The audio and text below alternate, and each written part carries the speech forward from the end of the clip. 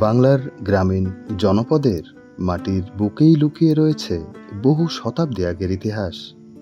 তেমনি এক ইতিহাসের নীরব সাক্ষী 1206 বঙ্গাব্দে নির্মিত ডোলারহাট শিব মন্দির। আজ থেকে প্রায় 130 বছর আগে প্রতিষ্ঠিত এই মন্দির শুধু একটি উপাসনালয় নয়, এটি একসময়ের সমাজ, সংস্কৃতি ও ধর্মীয় জীবনের কেন্দ্রবিন্দু।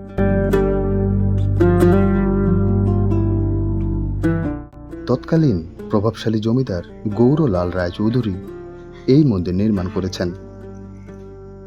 ডোলারহাট মন্দির বাংলাদেশের রংপুর বিভাগে অবস্থিত একটি প্রাচীন স্থাপনা।